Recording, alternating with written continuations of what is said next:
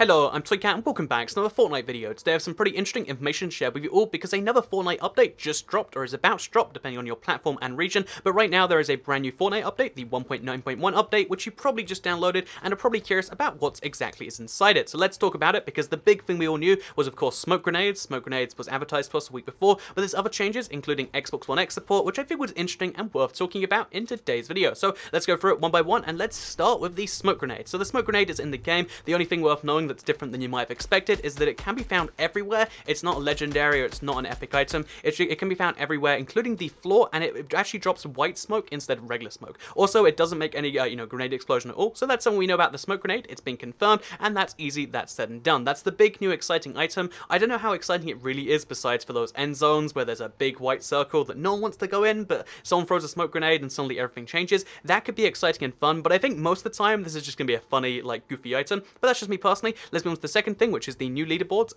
There is brand new leaderboards for the game. There is global wins, which spotlights the top 50 players for the selected type of match. So solo, duo, or squads, which is going to be measured by wins, which is kind of exciting if you ask me. And that's global to the platform, as I understand it. And then also we have score, which is measured by the total amount of experience gained. So basically, there's going to be a leaderboard for your XP. Although your XP goes beyond beyond once you get to level 99 or 80, whatever the max is. The XP is going to keep counting towards the score leaderboard. So there's a reason to go beyond the max level now. Not that many people have reached it there, but still kind of nice that they're caring about that sort of thing, right? And also kind of nice that they're appreciating that, there is a second metrics to the game besides just winning games. Even though winning's the bigger leaderboard, there is a second type of global leaderboard too, which is what people wanted when they first introduced leaderboards and then didn't kind of get. So next up we have the fact they've made some patch notes, including they're removing all of the spooky Fortnite mares stuff from the Battle Royale game mode, which includes the rocket launcher, which currently fires pumpkins, which is kind of silly when you think about it. However, the glitch with pumpkins, or, it was glitch, but they're making it intentional, where you could ride the rockets, is now going to be made permanent. You're going to be able to ride rockets permanently in the game,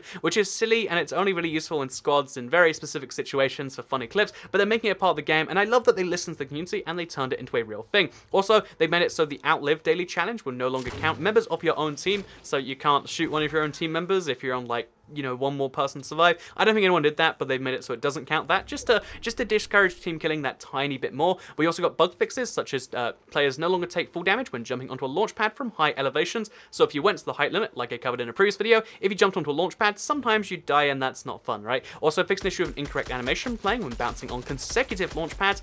Fixed the firing and reloading animations for the new Silence SMG. Fixed the issue which caused players to take damage when being knocked out of skydive mode after using the launch pad. That's a really frustrating one when you get it. But anyway, point being, next up we have fixed an incorrect animation that we played when eliminated when using a launch pad. So launch pad had a bunch of bug fixes. Also, the Silence SMG did. It makes sense. This happens all the time. Also, UI, players will now receive a pop-up confirmation before leaving a match if they accept an invite from a teammate that left the same match. So you won't just be dragged out of the game with your teammates if you accept their invite. It's going to let you know, like, this will make you leave the game. Also, updated gamepad to wireless controller and controller in the menus. So again, it's a console fix, but it's an important one.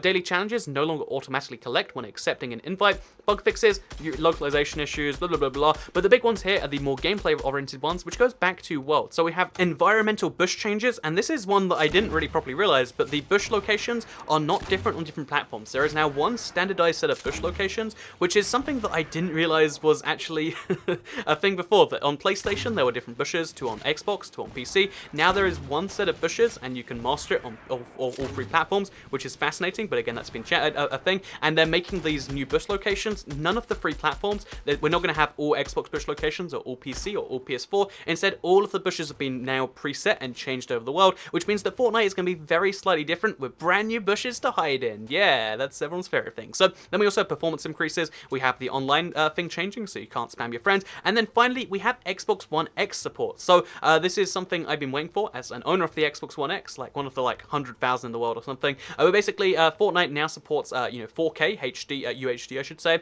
which is equivalent to the epic quality on the PC. So pretty good stuff. It's next to the highest quality, right? Also includes better quality reflections. Basically, it includes a lot of improvements. However, the game isn't actually rendered at true 4K. They admit right here that it's rendered at 80% at 4K, then upsampled 4K. And if you don't understand what that means, basically the game's actually running at something like 3200, P essentially instead of 4K. Although you measure it by the vertical pixels. Anyway, basically it's running at something like you know, like 1600p, I guess it would be. It's running at one of those in-between resolutions, and then it's upscaled, and then your HUD's rendered in 4K over that, and then it should look pretty, it's going to look better than 1080p upscaled, presumably, but it's not going to be true 4K, and there's something about that that's like, oh, that's a shame, but it is good upsampling. The Xbox One has that built in, but it's just one of those fascinating things that, you know, Fortnite can't run perfectly on the Xbox One X. Also, it's running at 30 FPS instead of 60 FPS. So again, just something interesting that you might not realize. A part of me wishes that you could run it at 60 FPS 1080p, but that's not an option you have. You have to run it like just under 2K,